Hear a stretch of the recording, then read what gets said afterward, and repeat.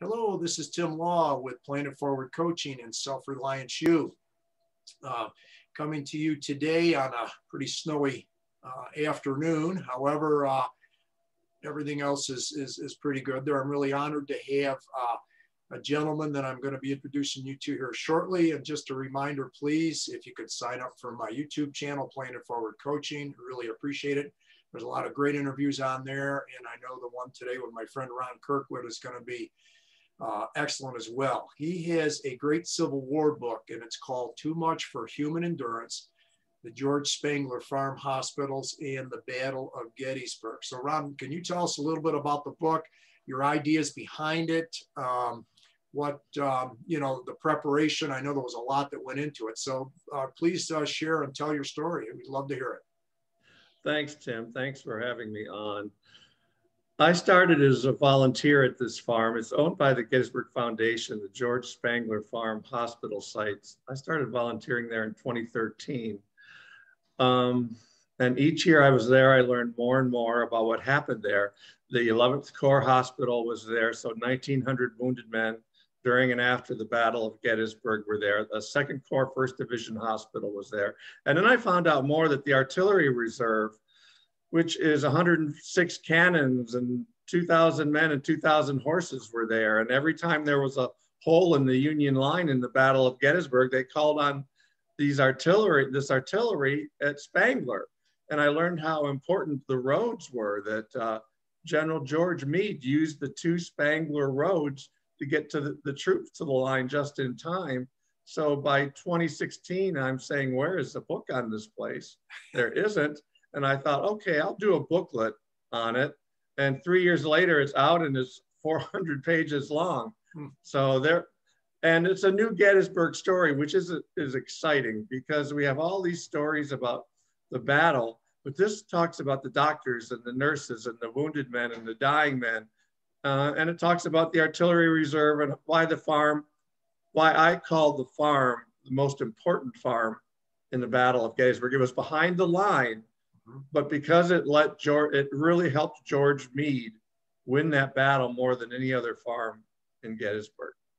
Well, and as far as the battle was concerned, Ron, the idea for the book and everything, because it really hadn't come out too much. How did you research this? I mean, that to me is kind of fascinating.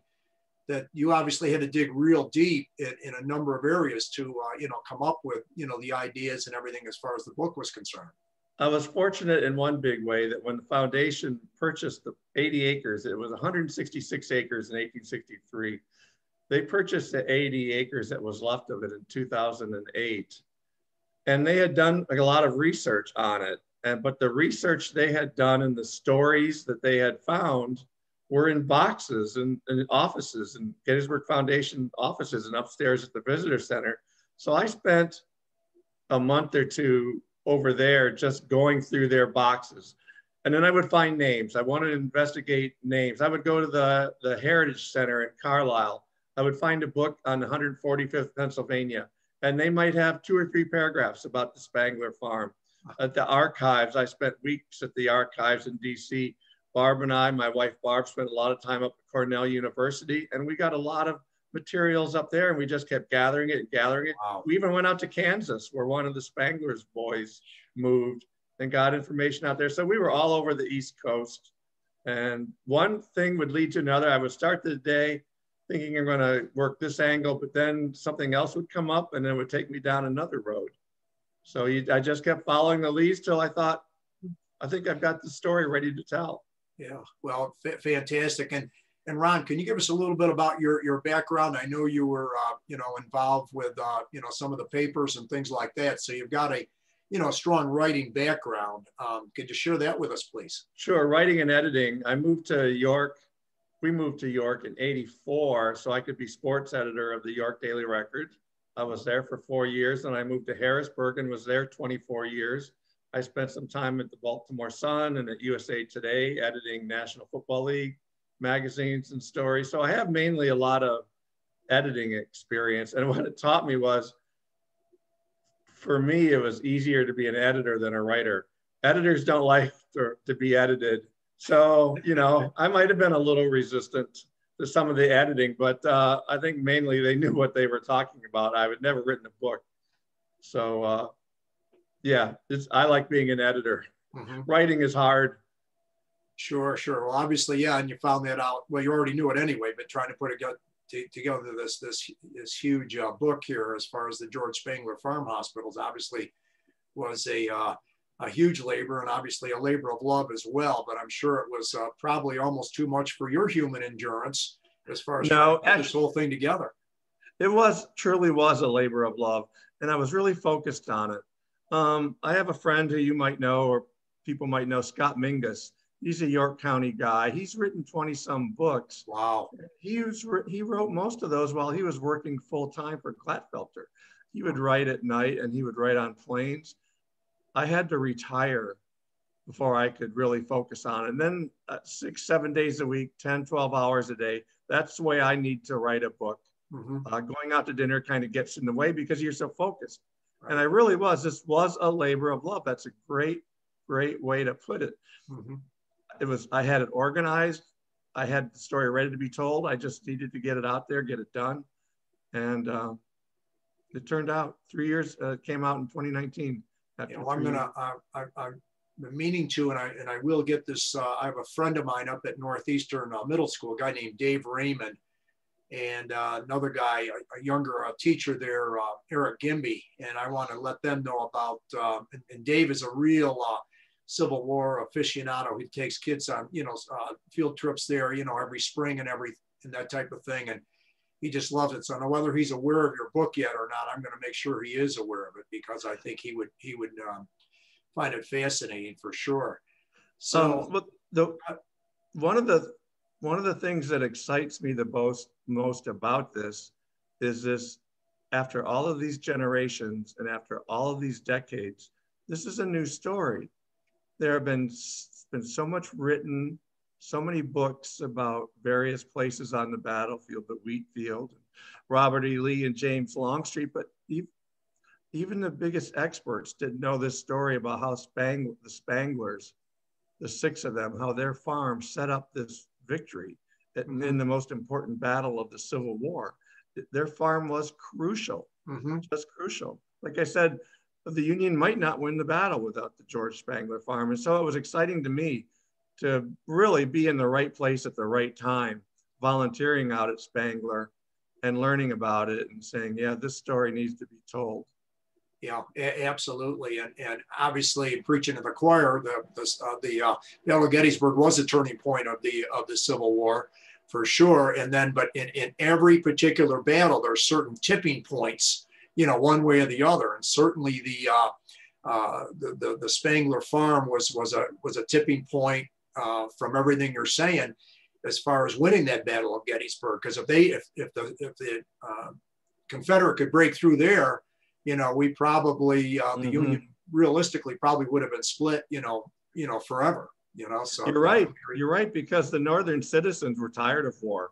Yeah, they were ready for it to be over with, and the Confederates had chances to win at Gettysburg, but Meade, General Meade, put the 5th Corps in reserve at Spangler, called them to the front when they needed.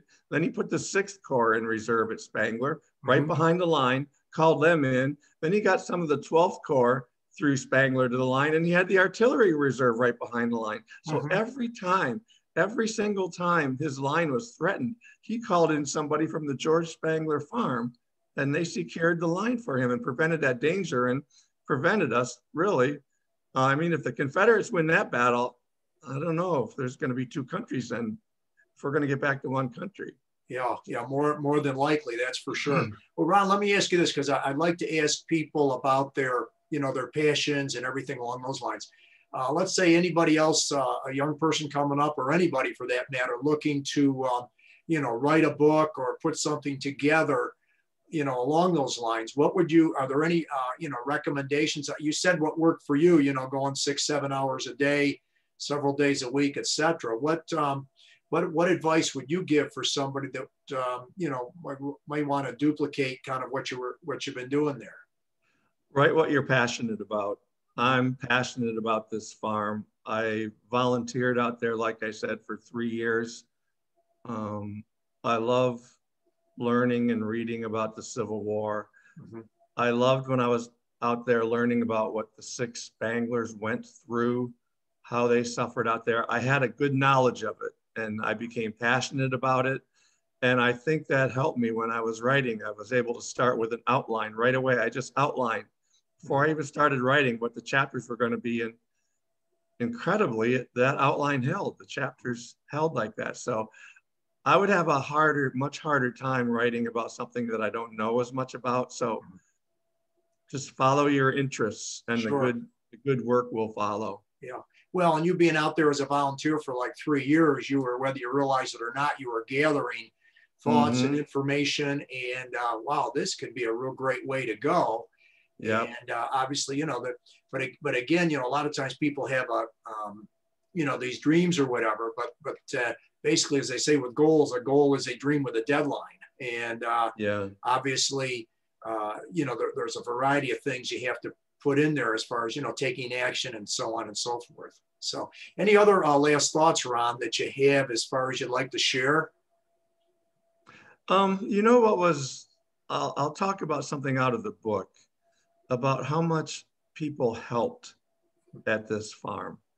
I mean, I would guess most of the wounded and dying men at this farm, at one hospital, there were 1,900 of them.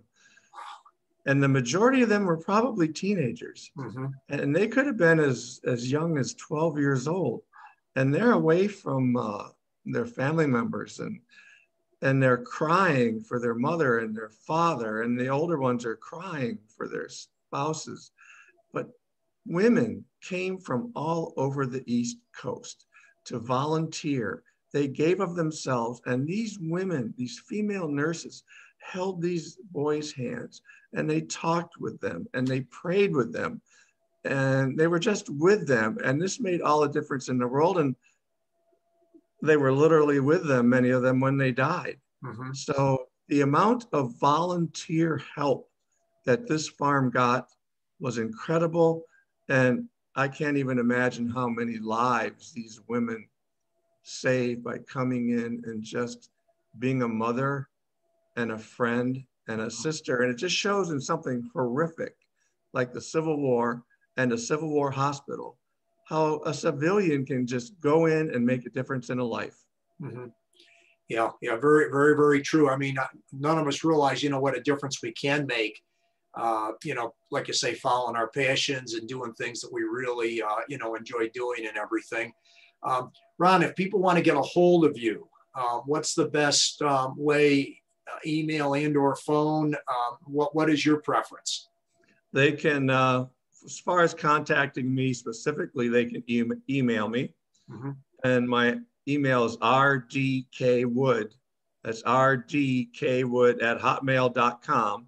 If they're interested in the book, my publisher, Savas Beatty, has it. Amazon has it. Barnes & Noble has it. There's the National Civil War Museum in Harrisburg has it. It's all over. It's all over the place. It's coming out in. It's out in paperback now. It's still. Yeah, congratulations on that. Yeah, I saw you put that up there. That's that's always a great sign, you know. And we're even editing the audio right now. That will be out probably this month. Kindle versions are ready. They can be downloaded from Amazon and probably Barnes & Noble. Barnes & Noble has the paperback. You can go to the Gettysburg Visitor Center, the Heritage Center. You can go to 9 stores in Gettysburg to get it. And you can email me, and I'll even sign you a copy and even ship it to you for less than what the stores are selling it for, just because it's fun to do that. Yeah. Well, it's again, it's too much for human endurance. The George Spangler Farm Hospitals and the Battle of Gettysburg. Ron, if you could hang on afterwards, I'll be stopping the recording momentarily just to chat with you for a second afterwards. But thank you so very, very much. And just a reminder for anybody there that views this, please sign up for my Planet Forward Coaching YouTube channel. There's a lot of great interviews on there, along with what I have with Ron and you know, many, many others. So thank you again, Ron. I very much appreciate it. Thank you, Tim. Thanks for having me. Yes, sir.